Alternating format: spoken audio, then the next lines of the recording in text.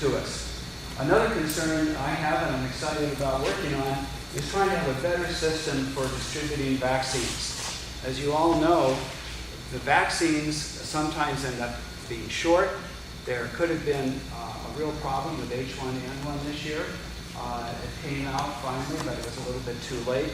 We need to have a better system statewide and nationally to make sure that there is a plan to see that there's a smooth flow of vaccines to the citizens of the United States, as well as certainly in this county. Locally, as you know, for Port Ludlow, for the NPR, we have a representative from the DCD, Department of Community Development, who is assigned to make sure that the needs of the citizens in this area are taken care of. Some of the most recent, some of the newest or soonest projects to come up are going to be the repair and reinforcement of the road that goes right before the village center. There's an area there that is starting to give way on Oak Bay Road, and it's going to be reinforced, and that will probably be completed by mid to late spring. There was a project also to continue the improvement that we've seen on Paradise Bay Road. There is funding available from the state, and that will probably be delayed, unfortunately, because it's a state budget until as late as 2013.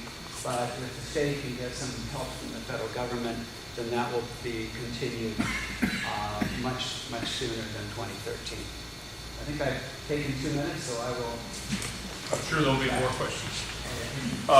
If I could have the staff pass out those stickers, and then I'm also going to ask our county administrators to get involved in passing out. Philip Morley is our county administrator, and he is, although not an elected official, is instrumental in the day-to-day operation of the county.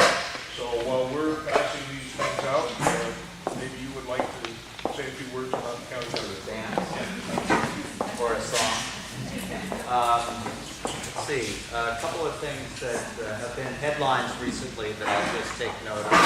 One was in the last couple of weeks in the Leader, you may have seen some news about the potential equestrian event center out by where our transfer station is. We're working with the Jefferson Equestrian Association trying to hammer out the idea of a operating or management agreement over the next number of sort of years that would allow them to make private investments into a public park that would be available to the community and would not take any dollars from county dollars to add an asset that will help tourism and also provide opportunities for recreation and therapy for local kids. Another area related to kids and parks that's been in the news very much recently was about Memorial Field. And I just wanted to clarify that the county is working very hard to keep Memorial Field open. The plan is to keep the field open, not to close it. So I wanted to clarify that.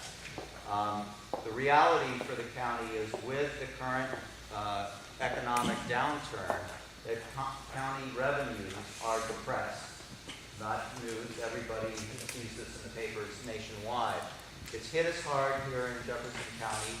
We're managing fairly well, but it has put a real squeeze on some of our important but non-mandated services. The state requires us to do certain things, like have a prosecutor, like have a sheriff, have jails, run elections, manage the treasury, manage the courts.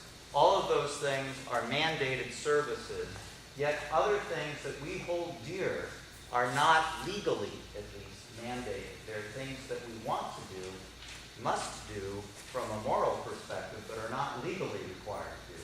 Unfortunately, Parks and Recreation is in that latter category. And so with the current economic downturn, programs like parks, programs like cooperative extension, some of our public health programs that all receive general fund dollars and are not legally mandated services have been in a squeeze, as have frankly some of the levels of service, as you heard from the prosecutor and from the sheriff, even of our mandated services. So what that has meant for the Memorial Field is that we frankly don't have the $92,000 that we would normally need to run it in 2010. And we are going out a la the style of Tony Hernandez, Sheriff Hernandez, of looking for community partnership. We've been talking with the Port Townsend School District, the Chimacum School District, and also City of Port Townsend, and we are forming with businesses and citizens as well a coalition to try to manage our way through and operate for the next 2 years Memorial Field. So I wanted to at least clarify that. Have I used the 5 minutes enough? Okay, very good. And no strong board then. Okay. For those of you who were very upright and followed all the rules when you were younger and never committed any act of vandalism, if you want to place your sticky on the fire apparatus, the fire chief said that would be all right. Otherwise, we'll come around and pick them up. And as I've said, we're going to have, I think, plenty of time after we address the written questions to take questions from the floor. I've been led to believe that there may be questions on the quarry, on the Fred Hill Materials Pit to Pier, on the Shoreline Master Program, investing of PLA lots, DNR Pope land swap, and other things. So if we don't have those and you want to bring them up later, that's fine too. And Mr. Morley is going to try and put them in some semblance of groups or categories.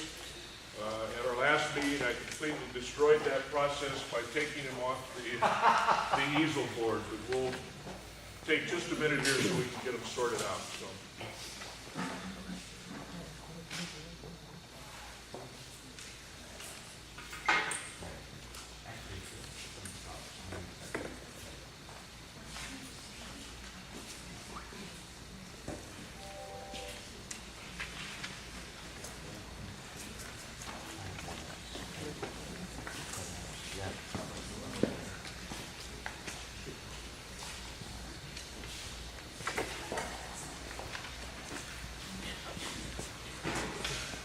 Jack still here? Jack, there may be more questions, but while they're putting those up, one of this is for Jack Westerman. When will be assessing property? When will we be assessing property on a yearly basis? Let's see, the legislature passed the annual revale bill. I testified 3 times last year, Mike. So they passed it last session.